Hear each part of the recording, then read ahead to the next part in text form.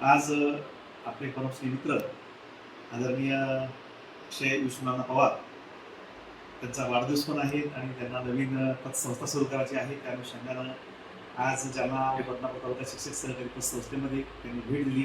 मी सर्वप्रथम चेअरमन यांना त्यांचं मनपूर्वक स्वागत करतो आणि त्यांना वाढदिवस शुभेच्छा देतो. युवकांनो, झेप घ्या देशात तुम्हा शरण या व्यक्तीप्रमाणे मन करारे प्रसन्न सर्व सिद्धीचे कारण.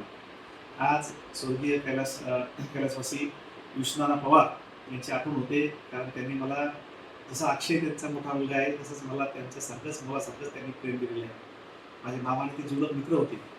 कशी मैत्री असावी त्यांच्या मैत्रीमधून मी पाहिलं आणि तेव्हापासून नानाने मला सुद्धा एक कुटुंबातील फॅमिली मेंबर सारखा जीव लावला आणि त्यांच्यासोबत प्रेमात मी एवढा होतो की ते मला जिथे जिथे जाईल तिथे तिथे मला ते स्वतः घेऊन जात होते.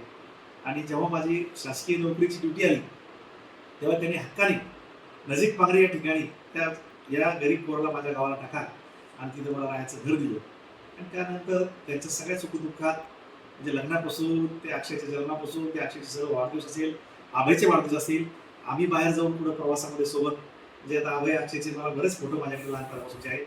अनेक वाढदिवस आम्ही त्यांच्या परिवारामध्ये केलेले आहेत. आमच्या आदरणीय ताई सुरेखाताई या कुटुंबामधील अत्यंत सुसंस्कारक त्यांच्या मातुश्री आहेत आणि त्यांनी सुद्धा अक्षय आणि अभयला चांगले संस्कार दिले.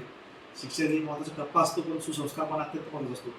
आणि नानाचं अचानक जाणं हे नियतीचं आम्हाला कोणालाच पटलेलं नाही. आजही आम्हाला असं वाटतं की नाना आमच्यामध्ये आहे, कारण ते त्यांचे जे एक्झिट आहे ते भरल्या टाकावून या नियतीत त्यांना नेलं हे आम्हाला अजूनही पटलेलं नाही आणि मन अजून स्वीकारत नाही.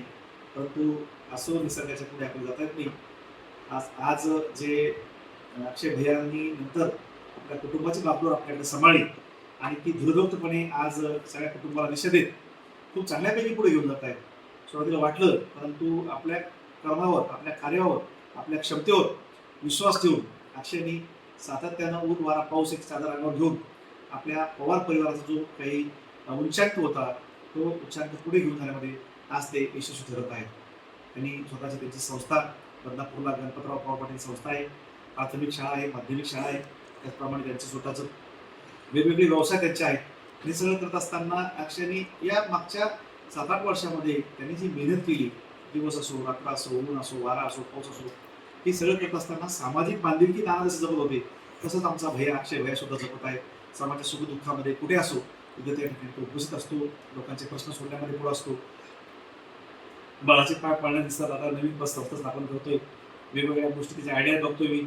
खूप चांगल्यापैकी झपाट्यात तो कामाला लागलेला आहे आणि म्हणून एक नवीन उमेद, एक नवीन ऊर्जा, एक नवीन उत्साह, जोश त्याच्यामध्ये जसा आहे तो त्या कार्याला पुढे घेऊन जाताना आम्हाला खूप आनंद वाटतो. अक्षय, तुझ्या या कार्यासाठी तुझ्या पंखात बळ, तुझी मातोश्री आहे, सर्व कुटुंब पवार परिवार आहे. कारण पवार परिवार एक मोठा वारसा आहे. गणपतराव पवार पाटील असेल, तुझे आजोबा दौलतराव पवार पाटील असेल आणि आपले गिरीसाबाजी आज आठवण होते. एक चांगलं सामाजिक बांधिलकी जोपासणारं आपलं कुटुंब आहे आणि त्या कुटुंबामध्ये सुद्धा एक व्यक्ती त्याच पद्धतीने काम करतोय, ही सुद्धा एक वाखाणण्यासारखी गोष्ट आहे.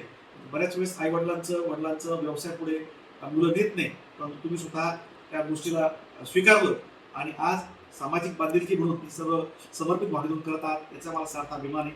आपण नक्कीच एक चांगल्या विचारधारेनं एका चांगल्या कुटुंबात एक सुसंस्कारपणे पुढे येत आहात, याचा सार्थ अभिमान आहे.